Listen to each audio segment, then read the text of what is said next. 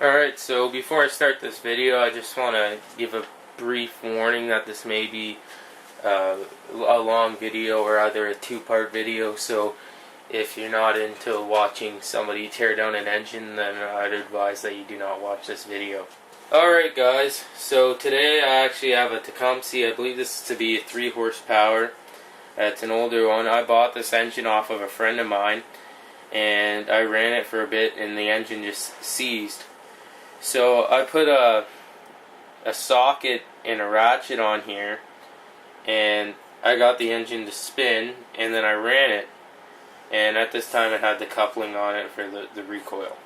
So I ran it, and a few minutes later I rev it up a tiny bit. I'm adjusting the carburetor, and it just throws the rod.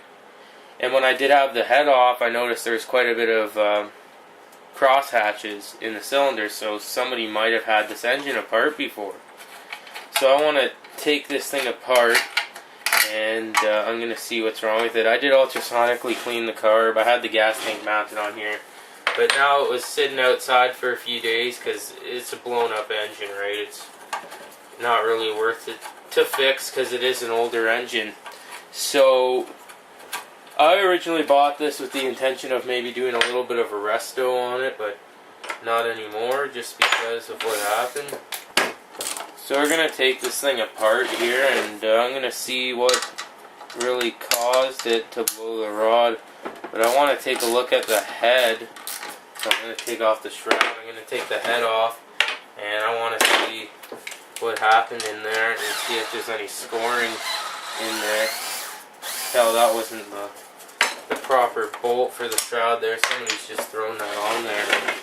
But we'll see what happens.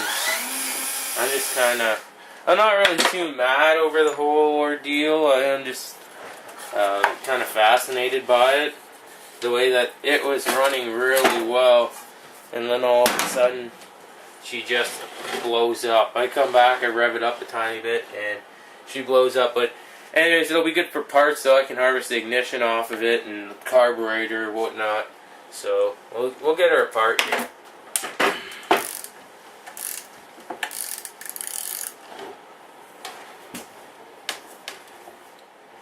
I'm not sure if some of these head bolts are actually the proper bolts for this. Because some of them, there's a couple of them that are just really, really tight. And I almost broke my snap-on ratchet, just really just yanking on them the first time I took it apart. So I started using my long handle again for heads. So that's why I like that long handle ratchet. You guys probably don't see me use it in many videos because I keep it for the sole purpose of breaking free heads and whatnot, because it's almost like a mini breaker bar. I think the head is rated to a couple 100 foot-pounds, and it's got a 12-inch handle on it, so she's a pretty big ratchet for quarter drive anyways. It's not a breaker bar, it does have a ratcheting mechanism in it.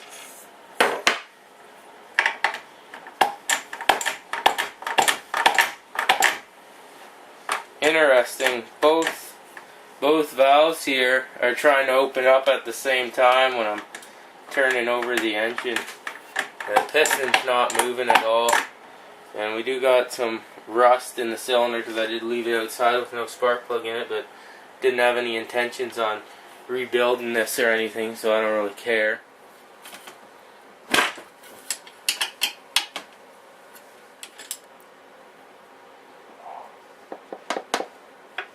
Just draining the oil out of her now. These things don't hold very much oil. I should take off the filler to allow the oil to drain out faster. See, that oil is black, and that was pretty fresh oil in there. Oh, now we got the metal shavings coming out. The oil's got a bit of a gray color to it.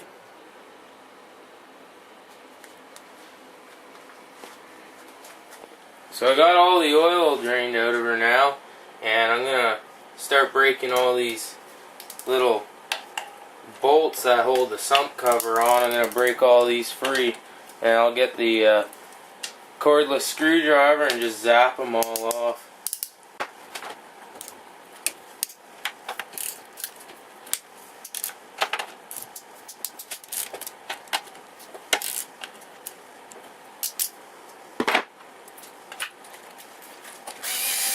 cordless screwdriver seems to save quite a bit of time with repairs, and it's awesome, especially when you're working on a fixed rate.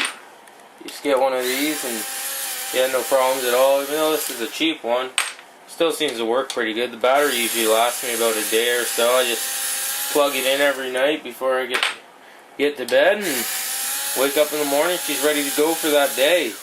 So it's not too bad.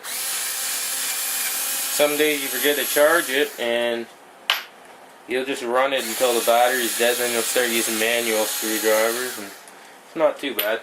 But I do have to get a 7.2 volt snap-on soon.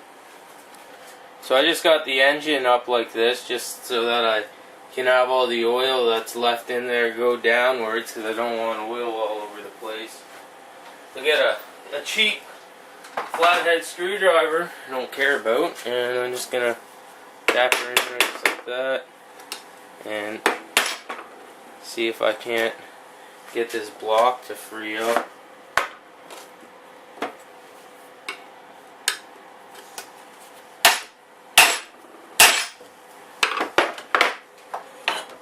Well, we had a major catastrophe here. Look at the teeth on the cam gear there. They broke them right off. Camshafts, it just broke right in half. Jeez. Look at this. Here's what remains from the connecting rod. The whole bottom end of the connecting rod just broke right off there. Jeez. I don't know. And the piston's actually cracked. If you look right there, the connecting rod's actually broke its way right into the piston. That's some crazy stuff. Once again, here's the camshaft. You can see the teeth, they broke right off of there. Not only that, the camshaft is actually broken right in half, and it also appears that a piece had actually broken off of this side as well. If you take a look at the sump cover here, you can see there's the rest of the camshaft. Pretty crazy stuff. I've actually never seen this happen. I know that they do blow rods, and I have blown a few Tecumseh rods and at least one Briggs rod here and there, but I've never actually had this happen before. This is pretty crazy. Alright, so I'm just pulling off the ignition module here so that I can salvage it, because it is a good points and condenser system. It did have really good blue spark when it was running, so I'm going to salvage that. I'll just throw it in my parts bin. But I want to get this crank out here and pull the piston out of her. Just get this all out of here. There we got a salvageable ignition module here and a little lobe here for the points. Alright, so I'm going to pull out the crank now.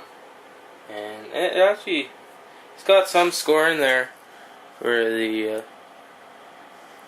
connecting rod would ride, but it's not too bad. It's salvageable, but I doubt it'll come across another engine like this. So we're going to get a hammer and punch, and we're going to get this piston out of here.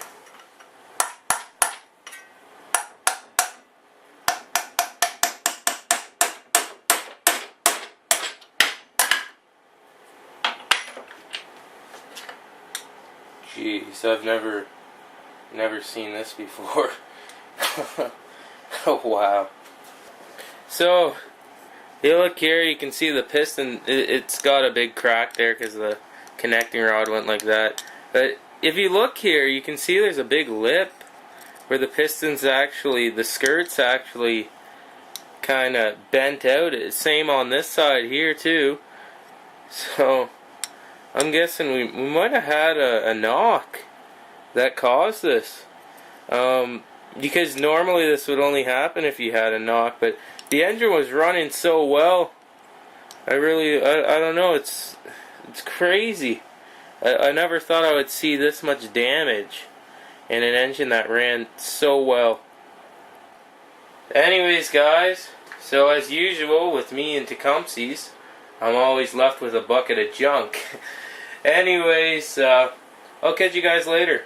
You'll see me in the next video. This was another video by PimpinPenz. Thanks for watching. Take it easy, guys.